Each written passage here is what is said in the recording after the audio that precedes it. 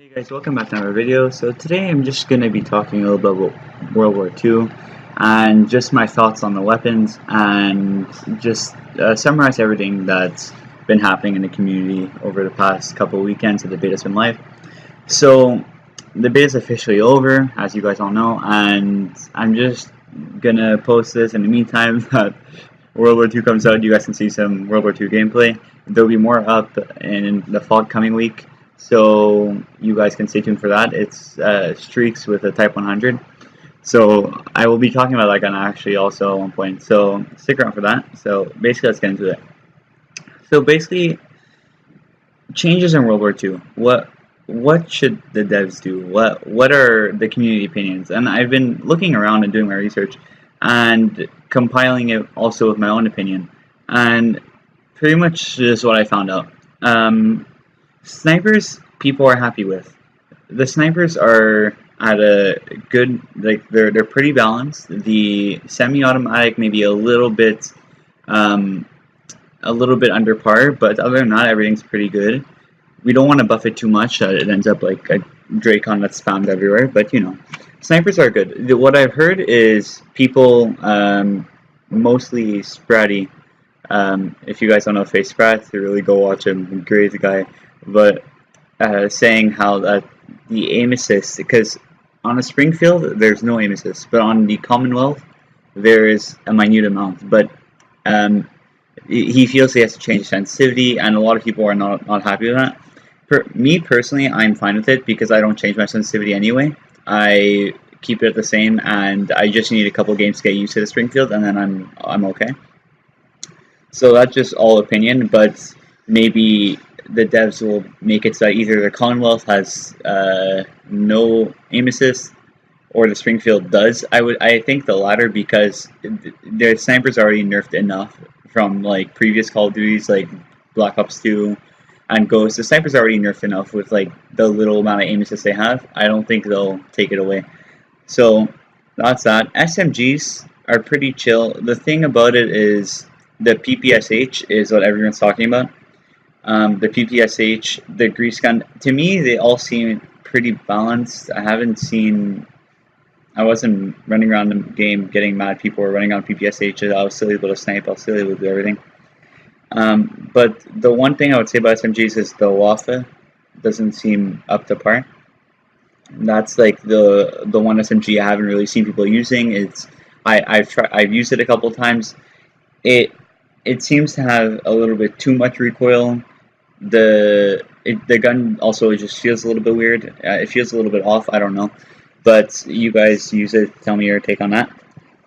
But other than that, I think maybe the PPSH will get a small nerf. Maybe the recoil will be put up a little bit, or I don't know what they'll do, but they'll figure something out. You know, ARs is where I found kind of the most problems. Like they seem. Some of them seem pretty good. Like the M1 Garand, you know, it's a 2-shot kill. There's a cap. There's a fire cap. It's great. The M1. If you want, what do you want for a 2-shot kill gun? You can't have people spamming that. And that seems pretty balanced. The first SAR rifle, I forget what it's called. I'm not gonna lie, I forgot the name. It's pretty balanced too. And no one's talking about it, but it's a pretty good gun. But the two ones I want to talk about that we got to saw were the carbine and the SCG. The SCG seems far too, I wouldn't go say overpowered, but seems far too strong compared to the other SAR rifles. So I would say maybe nerf the damage on it. The fire rate seems good, but maybe nerf the damage a little bit so that like other SAR rifles have a chance. Because the SCG, if I wanted to, I could run around in the beta and absolutely destroy everyone with that gun. But to each their own. But still, like the SCG, I think needs a little bit of something. And on the other hand, the carbine needs you either need more damage on that thing, or you need to get rid of that fire cap, or at least like lift it a little bit, because that fire cap kills the carbine. It makes it so that you can't really you can't really put forth as many shots as you want to. It's kind of, because in Black Ops 3, think of the Shiva, right? Think of the Shiva from Black Ops 3. That was a 2-shot kill. Think of the SMR from Black Ops 2. That was a 2-shot kill. The FAL had the SMR, which was a 2-shot kill, had a fire cap, but the FAL, which was a 3-shot kill, did not. But now they're putting a fire cap on it, which is like it's opposite to what the other games are, which I don't think is a very good idea. But I just really hope that the devs take off the fire cap off the carbine. Next, LMGs is not much to talk about. They're all pretty good. The only thing is, I saw an LMG. I forget what the name was. The one with the round mag at the top, kind of. It's pretty. It shoots slowly, but the thing is that the redeeming quality is the damage, and it's supposed to be the machine gun. Should have more bullets in there. I know they're trying to be historically accurate, and that gun probably was only able to hold X amount of bullets. But I would say I would say maybe try and give it a little bit more than 30, because 30 is not a lot at all. So next up is the shotguns. So this is what everyone's getting annoyed about. They're incendiary shells. What's up with the incendiary shells? I'm annoyed of getting. So guys, listen. The incendiary shells statistically do less damage than the regular shotgun shells. They just do damage over time. So it's a specialist ability also, like the division ability, you know what I mean? So we can't say nerf shotguns, because think back to other Call of Duty where shotguns were like nerfed from this. We always said buff shotguns. Think of, I don't know, Black Ops 3, they were pretty good, but think of the Remington, right? The KRM in Black Ops 3.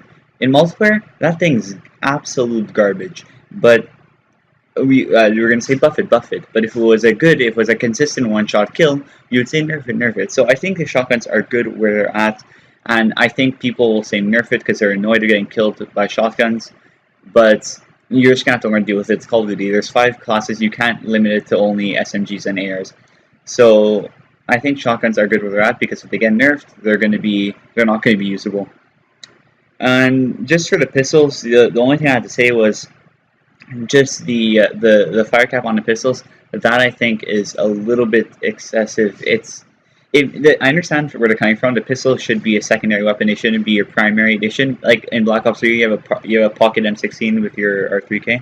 That's not what it should be.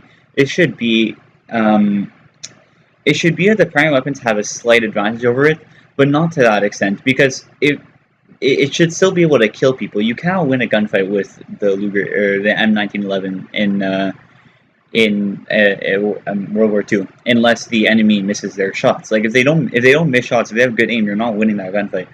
But even if you get the first shot off, that's a problem.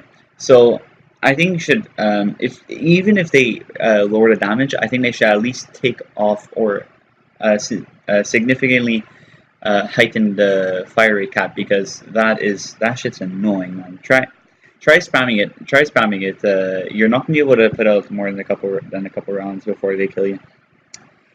But other than that, I think pretty much Sledgehammer hit the nail on the head. There aren't really any overpowered weapons. There aren't any weapons that I feel like are very under par, except for the carbine, maybe a little bit.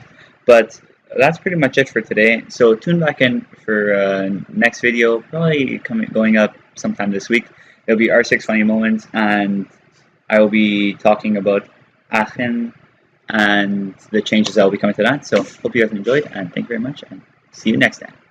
Playing any video games with him. Yo, we should probably play all these rules since we fucking waited.